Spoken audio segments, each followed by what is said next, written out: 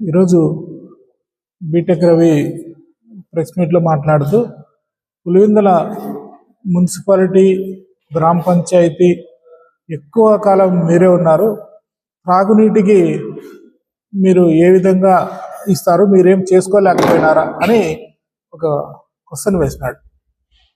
YS కుటుంబీకులు రాజకీయాల్లోకి వచ్చినప్పుడు పులివెందుల ఎట్లా ఉంది, రాజకీయాల్లోకి రాకముందు పులివెందుల ఎట్లా ఉంది, దానికి బీటెక్ రవి నువ్వు సాక్ష్యము, నేను సాక్ష్యము. మన కళ్ళ ముందే అభివృద్ధి జరిగింది, మన పీరియడ్లోనే, అంటే మన జనరేషన్లోనే అభివృద్ధి ఏ విధంగా జరిగింది అనేది నీకు తెలుసు, నాకు తెలుసు. ఏదో రాజకీయం కోసము బురద చల్లటము అనేది అది సరైన పద్ధతి కాదు. మున్సిపాలిటీ రాజారెడ్డి గారు ఉన్నప్పటి నుంచి రాజారెడ్డి గారు బోరు దగ్గర ఉండి, నీళ్లు సమస్య వచ్చినప్పుడు దగ్గర ఉండి బోర్లు వేసి పైప్ లైన్ లాగి ఆ రోజు పులివెందుల ప్రజలకు త్రాగునీటి సమస్య తీర్చినాడు. అదేవిధంగా వైఎస్ మనోహర్ రెడ్డి గారు దగ్గరుండి పనులు చేపించి తీర్చినారు. రాజశేఖర రెడ్డి సారు ప్రభుత్వం వచ్చిన తర్వాత, ఆయన సీఎం అయిన తర్వాత పులివెందులకు ప్రత్యేక పైప్ లైన్ తీసుకురావాలనే ఉద్దేశంతోనే ఆ రోజు పార్నపల్లి నుంచి తేవడం జరిగింది, నక్కలపల్లె నుంచి పులివెందులకి. తర్వాత మేము ఆర్డీఓ ఆఫీసులో ఇచ్చింది ఏంటంటే, పులివెందుల ప్రజలకు 24/7 జలజీవన్ మిషన్ కింద నీళ్ళు ఇవ్వాలంటే ఆ ప్రాజెక్టులను పూర్తి చేయాలా, వేసవి వస్తుంది, నీటి సమస్య ఏర్పడుతుంది అనే ఉద్దేశంతో ఇచ్చినాం తప్ప పులివెందుల ప్రజలు నీళ్ళతో చాలా ఇబ్బంది పడుతున్నారు, ఇప్పుడిప్పుడికే బోర్లు వేయండి అని మేమేమి అడగల. మా నాయకులు ఏదైతే మంచి ఉద్దేశంతో 24 గంటలు నీళ్ళు ఇవ్వాలా పులివెందుల నియోజకవర్గానికి అంతానే ఉద్దేశంతోనే జలజీవన్ మిషన్ కింద అది పెట్టాం, అది కంప్లీట్ చేయండి అని పెట్టాం. అంతే తప్ప మేము నీటి ఎద్దడి ఉంది, మాకు మీ ప్రభుత్వం నుండి నిధులు విడుదల చేయండి అని మేమే పెట్టలా. అది ఒకటి. తర్వాత రోడ్లు అన్నారు. అసలు జగన్మోహన్ రెడ్డి గారు పరిపాలించిందే 3 సంవత్సరాలు. 3 సంవత్సరాల్లో ఈ పులివెందుల్లో ఎన్ని వందల కోట్లు పెట్టామో మీరు ఒకసారి వస్తే మేము మొత్తం చూపించడానికే 4-5 గంటలు పడుతుంది. ఇవన్నీ కూడా ఒక్కొక్క ప్రాజెక్ట్ దగ్గరికి పోయి ఎంత ఖర్చు పెట్టాము ఏవి అని చూపించడానికే మీకు మీరు చూసి ఉంటారు, కానీ తప్పదు, మీరు బురద చల్లాలనే ఉద్దేశంతోనే చల్లుతా ఉన్నారు. వాడ మీరు వెంకటేశ్వరుని సాక్షిగా నువ్వు ఒక పక్క, రామ్ గోపాల్ ఒక పక్క, చంద్రబాబు గారు మధ్యలో ఉన్నారు. పాడాను మేము కంటిన్యూ చేస్తామని మీరు అన్నారా లేదా? పాడాను కంటిన్యూ చేసింటే ఈరోజు పులివెందుల్లో మొత్తం రోడ్లన్నీ అయిపోయేటివి, బెస్ట్ మున్సిపాలిటీ అయ్యేది, బెస్ట్ అసెంబ్లీ కాన్స్టిట్యున్సీ అయ్యేది ఏపీ కాదు, సౌత్ ఇండియాలో. మీరు ఈరోజు పాడా లేకుండా పోవడము, ఆ కాంట్రాక్టర్లకు బిల్లులు రాకుండా పోవడము చేసిన దానివల్లనే మొత్తం వర్కులన్నీ కూడా స్టాప్ అయిపోయినాయి. అది ఆ ఘనత మీదే. బాకరాపురంలో రోడ్లు రాజశేఖర రెడ్డి సార్ హయాంలో వేసినాం, మళ్ళీ యూజిడి కొత్తగా వేయాలని కొన్ని తీసినాం, టెండర్లు అయిపోయినాయి, వర్కులు మొదలు పెట్టాలా. దురదృష్టవశాత్తు మా ప్రభుత్వం రాక అవన్నీ మేము చేసింది, డెవలప్మెంట్ చేసింది 3 సంవత్సరాలు. ఒక ముఖ్యమంత్రి ఎన్ని వందల కోట్లు ఇవ్వగలడు తన నియోజకవర్గానికి, ఎన్ని వేల కోట్లు ఇవ్వగలడు?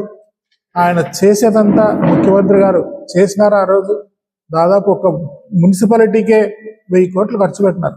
దేశంలో ఏ ముఖ్యమంత్రి వాళ్ళ మున్సిపాలిటీకి ఇన్ని నిధులు విడుదల చేసిన సందర్భాలు లేవు. ఇన్ని సంక్షేమ పథకాలు అమలు చేస్తూ కూడా పులివెందుల ప్రజలకు నేను రుణపడి ఉంటాననే ఉద్దేశంతో ఆయన లెక్కాజగమ చేయకుండా ఇక్కడ 100 కోట్లు దారపోసినాడు. ఈరోజు మీరు ఆదివారం పూట ఒకరోజు శిల్పారామం పోండి, వైఎస్ఆర్ పార్క్ పోండి, 8,000 మంది వచ్చి అక్కడ తమ టెన్షన్స్ నుంచి బయటపడుతున్నారో తెలుస్తుంది. ఆ రోజు మీరు సెంట్రల్ బోలేవాడు వద్దన్నారు, మేము వస్తానే తీసేస్తామన్నారు కొంతమంది మీ నాయకులు. ఈరోజు సెంట్రల్ బోలేవాడు ఒక పులివెందులకి ఒక కలమానికంగా ఉంది, అంత బాగా ఉంది. ఇకపోతే హౌసింగ్ కాలనీలో మేము 1000 కోట్ల రూపాయలు ఏమి వాళ్ళకేమి ఇవ్వాల, 20 లక్షలు ఎంతో మేము ఎక్కువ చెల్లించినాం అంతే. మీ ప్రభుత్వం రావడము అక్కడ ఉండే సామాగ్రిని మొత్తం దొంగలించుకొని పోయినారు. ఎవరు దొంగలించుకున్నారో ఎవరు దొంగలించారో కూడా మీకు తెలుసు. ఆ కాంట్రాక్టర్ ఏం చేస్తాడు? ఇంకా కోర్టుకు పోక ఆయనకు బిల్లులు మొత్తం ఆపినారు. 35,000 డబ్బులు కట్టించుకున్నాం. మేము ఏ విధంగా కట్టించుకున్నాము, మీరు ఏ విధంగా కట్టించుకున్నారు? ఆ రోజు టిట్కోలో మీ టిట్కో డబ్బులను మేము తెచ్చినాం. 50 లక్షల రూపాయలు ఆ రోజు మేము తెచ్చి, ఒక సెంట్రల్ గవర్నమెంట్ ఫండ్ మా ఫండ్ సరిపోదనే ఉద్దేశంతో, రాష్ట్ర ప్రభుత్వం ఫండ్ సరిపోదనే ఉద్దేశంతో, వాళ్ళకు చాలా మంచిగా కట్టాలనే ఉద్దేశంతోనే 35,000 రూపాయలు తీసుకున్నాం. ఆ డబ్బులు ఎక్కడికి పోలే. ఇప్పటికి కూడా 9,58,00,000 మున్సిపల్ అకౌంట్లో ఉంది. ఎవరు తినలేదని. మా ప్రభుత్వం వచ్చినట్టే ఈ బ్రహ్మాండమైన కాలనీ తయారైంది. మీకు చేతనైతే, మీరు పులివెందుల ప్రజల మీద మీకు అభిమానం ఉంటే, మీరు ఏదో సాధించాలనే ఒక తపన ఉంటే, ఇప్పటికి కూడా మించిపోయింది లేదు, మీరు పూర్తి చేయండి.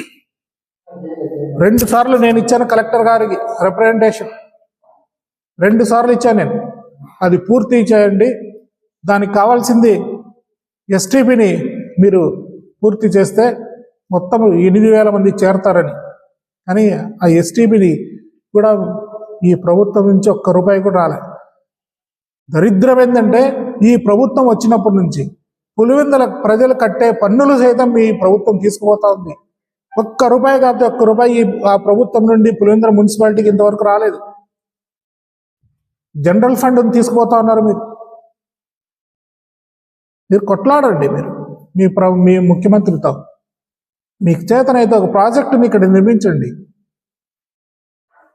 ఎర్రబల్లె చెరువుకు నీళ్లు వయసు హయాంలోనే దానికి రూపకల్పన చేయడం జరిగింది. ఊరికే లేనిపోనేటిని మాట్లాడడం, బురద చల్లడం కాదు. అవినాష్ రెడ్డి గారు ఎంత ఉన్నతమైన వ్యక్తో అందరికీ తెలుసు.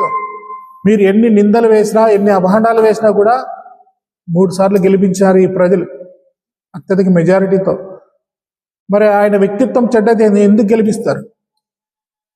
గెలిపించరు కదా. ఏదైనా కూడా మీరు దేనికైనా ఒక సబ్జెక్ట్ మీద రాండి, మీ లెక్కలతో సహా మేము మీకు ఎక్కడైనా డిబేట్ కూర్చుందాం. అభివృద్ధి జరిగిందా, ఎవరి హయాంలో జరిగిందా అనేది. ఇన్ని సంవత్సరాల నుంచి మీ ప్రభుత్వం ఉంది.